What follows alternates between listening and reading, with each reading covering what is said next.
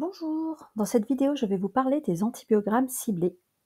Les informations que je vous partage viennent de la Reco HAS d'octobre 2023.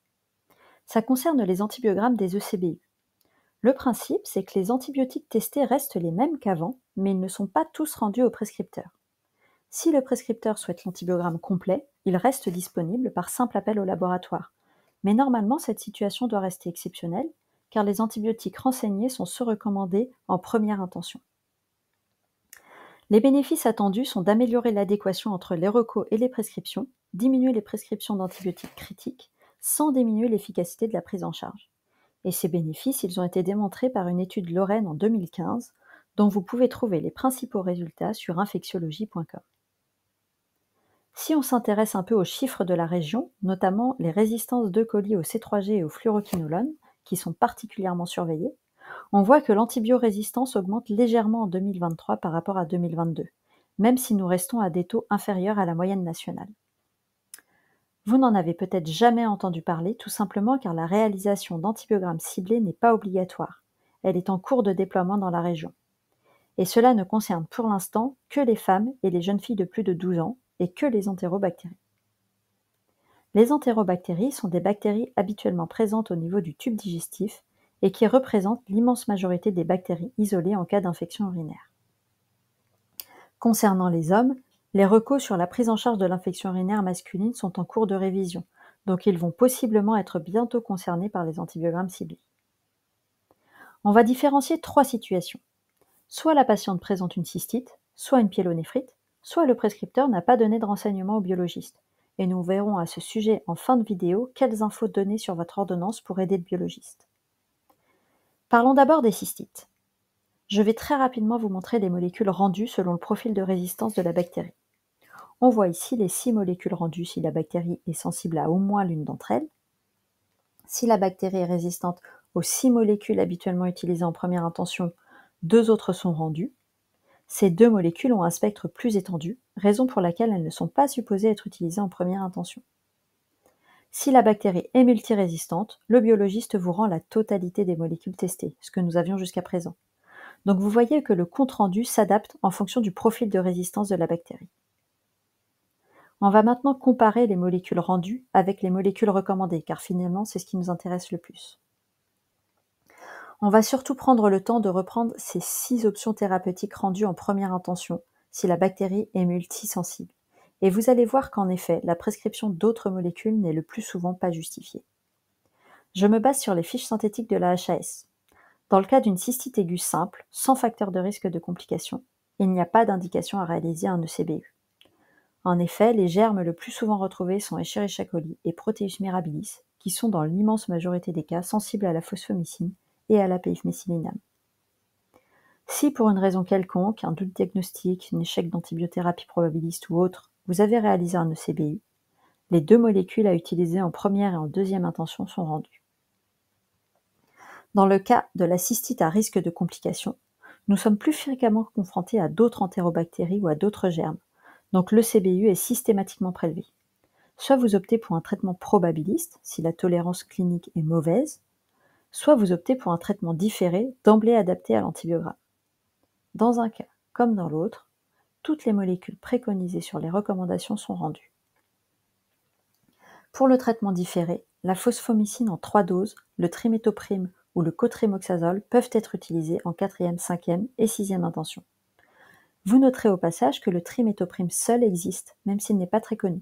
Il est aussi efficace que le cotrimoxazole et a un bien meilleur profil de résistance, de tolérance. Vous trouverez sur notre site une fiche d'information dans la rubrique Outils. Dans les situations de cystite récidivante, vous devez faire le point sur les facteurs favorisants, les règles génétiques, demander un avis uro ou gynéco. Et si malgré la correction de tous ces facteurs, votre patiente présente toujours un voire plusieurs épisodes de cystite par mois, vous pouvez envisager une antibioprophylaxie. On parle bien ici de prophylaxie. Le traitement curatif d'une cystite dans un contexte de cystite récidivante est le même qu'une cystite aiguë classique. La prophylaxie s'envisage en dehors de tout symptôme. Et une fois de plus, les molécules préconisées sont renseignées. Le trimétoprime seul peut être utilisé en première indication dans ce cas. L'antibiogramme ciblé est un peu piégeux dans cette indication, car on vous rend la nitrofurantoïne qui est contre-indiquée et les bêta-lactamines qui doivent être évitées. En cas de doute, référez-vous toujours aux fiches HAS.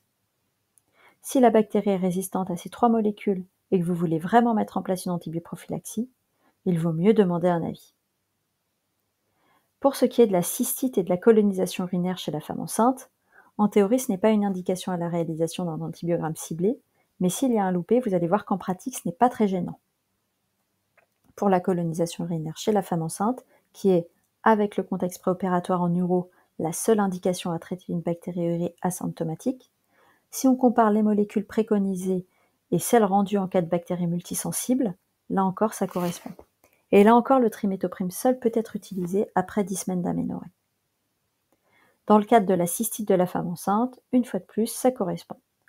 Dans ces deux situations, cystite et colonisation chez la femme enceinte, un ECBU doit être réalisé avant traitement et il faut également contrôler la guérison avec un ECBU 8 à 10 jours après le traitement, puis faire un ECBU mensuel jusqu'à l'accouchement. Donc finalement, avec ces 6 molécules, vous avez les premières intentions et bien plus. Donc c'est largement suffisant pour traiter l'immense majorité des cystites simples, compliquées et récidivantes. Le deuxième niveau de rendu, on vous rend les 6 premières lignes mais qui cette fois-ci sont toutes résistantes et on rajoute l'amoxiclave et la céfixime. On va passer plus rapidement dessus. Pour les cystites à risque de complications, ces molécules n'apparaissent pas dans la fiche mémo, mais elles peuvent être utilisées en 7e et 8e intention. C'est une situation rarissime vu les profils de résistance actuellement rencontrés en métropole. Et dans les situations d'antibioprophylaxie, sachant que les 2 nouvelles molécules sont des bêta-lactamines, il faut là encore demander un avis infectieux. En cas de bactéries multirésistantes, on vous les rend toutes, mais les 8 premières lignes sont notées résistants. Et bien évidemment, il faut demander un avis. Vous trouverez un rappel des recos regroupés dans un guide des infections courantes en médecine générale sur le site du CRATB Aura, rubrique Outils. Passons maintenant aux pyélonéphrite. Dans le cas d'une pyélonéphrite, le premier rendu est très épuré, avec seulement 2 options. Les molécules préconisées pour le traitement probabiliste ne sont pas renseignées. On va en reparler tout à l'heure. Cet antibiogramme, il va vraiment nous guider pour la décroissance de l'antibiothérapie. Là encore, le compte-rendu s'étoffe aux fonctions du profil de résistance de la bactérie. Vous allez voir, ça suit vraiment les recos. Donc contrairement à la cystite où on distinguait plusieurs situations différentes, avec la cystite simple, à risque de complications récidivantes et le contexte de la femme enceinte, avec des particularités dans chaque prise en charge, le raisonnement dans la pyélonéphrite de la femme est plus facile, car ça suit vraiment les recos. Donc comme tout à l'heure, on va reprendre ces tableaux et les comparer. Si la bactérie est sensible à l'amox et au cotrimoxazole, on ne vous rend que ces 2 molécules, car ce sont les 2 recommandées en première intention, en préférence de l'amox et en cas d'allergie documentée, le cotrimoxazole. Dans le cas d'une pyélo, le plus souvent vous avez débuté un traitement probabiliste par cipro ou lévofloxacine, à condition que votre patiente n'en ait pas reçu de fluoroquinolone dans les 6 mois précédents. Je rappelle au passage que l'ofloxacine ne doit pas être utilisée en probabiliste, car il y a plus de résistance, ou par ceftriaxone, et du coup le laboratoire ne vous rend pas cette molécule. Sachez que si on regarde de plus près les recos HAS, il y a la liste des molécules à rendre en orange, mais les autres antibiotiques, comme je vous le disais tout à l'heure en début de vidéo, ils sont tous testés, et s'ils sont résistants, ça sera précisé. Donc si on ne vous rend que l'amox et le cotrimoxazole, ça signifie que la totalité des autres molécules, dont ces 3G et fluoroquinolone que vous avez possiblement mis en probabiliste, sont sensibles. Si les 2 premières molécules sont résistantes, mais que l'amoxiclave est sensible, cette seule option de 3e intention vous est proposée. En cas de résistance aux molécules de première, 2e et 3e intention, on vous rend les molécules de 4e, 5e et 6e, à savoir les fluoroquinolones, la céfixime et la ceftriaxone. Si on dépasse ce stade avec une BLSE, il vaut mieux demander un avis spécialisé. Pour les pyélonéphrite à risque de complications, les antibiotiques recommandés sont les mêmes, donc je ne reviens pas dessus. Par contre, la durée actuellement recommandée est de 10 jours pour toutes les molécules. Il est possible que ce délai soit diminué pour finalement être identique à celui recommandé dans la pyélo simple, on vous tiendra au courant. La durée totale de l'antibiothérapie doit inclure la durée du traitement probabiliste si la bactérie était sensible. C'est un piège assez classique. Si vous avez mis 3 jours de fluoroquinolone par exemple, et que votre bactérie est sensible à l'amox et au fluoroquinolone, vous ne prescrivez que 7 jours d'amox.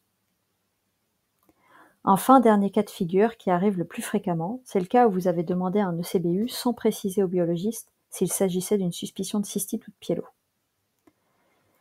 Si votre patiente présente une cystite et un germe multisensible, les infos sont exactement les mêmes. Dans le cas d'une pyélo, les 2 molécules recommandées en première intention sont renseignées. Et là encore, si la bactérie est résistante au fluoroquinolone ou à la ceftriaxone, ce sera mentionné.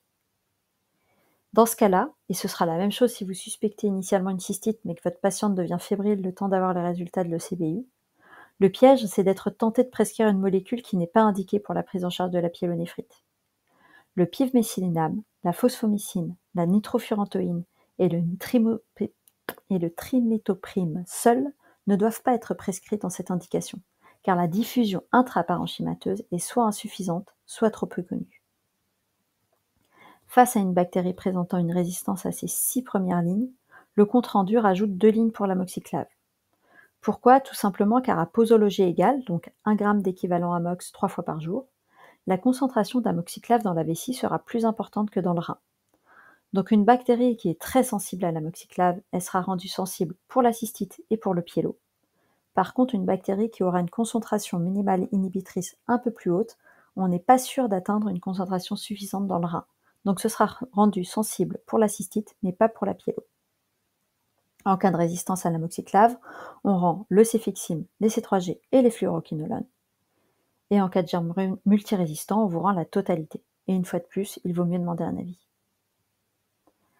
On va maintenant voir comment bien prescrire un ECBU. Même en l'absence de renseignements, le biologiste il peut vous rendre un antibiogramme ciblé, mais ce sera moins efficace. Vous devez préciser si votre patiente est enceinte, même si on l'a vu, ça ne change pas grand-chose, si elle présente une suspicion de cystite ou de pyélo, et si elle présente une anomalie significative de l'arbre urinaire, car cela peut modifier les seuils de leucocyturée et de bactériurie. Vous voyez ici un exemple d'ordonnance type d'ECBU qui est présente sur notre site, avec un rappel des facteurs de risque de complications. Les principaux messages pour l'antibiogramme ciblé, c'est qu'ils permettent d'orienter nos prescriptions d'antibiotiques vers des molécules à spectre plus étroit et mieux tolérées, en accord avec les recommandations. Pour un rendu adapté, n'oubliez pas de donner quelques renseignements au biologiste, cystite versus pyélo et particularités urologiques sous-jacentes. Les 2 pièges à éviter concernent l'antibioprophylaxie en cas d'infection urinaire récidivante. Il ne faut pas mettre de nitrofurantoïne ni de bêta-lactamine, même si la bactérie est rendue sensible. Et pour la pyélonéphrite, si vous n'avez pas précisé votre suspicion au biologiste, dans ce cas, le pivméthylinam, la phosphomycine, la nitrofurantoïne et le trimethoprim seuls sont rendus, mais contre-indiqués. Les molécules qui ne sont pas rendues sur l'antibiogramme ciblé sont sensibles. Voilà, j'espère vous avoir intéressé et je vous souhaite une bonne fin de journée.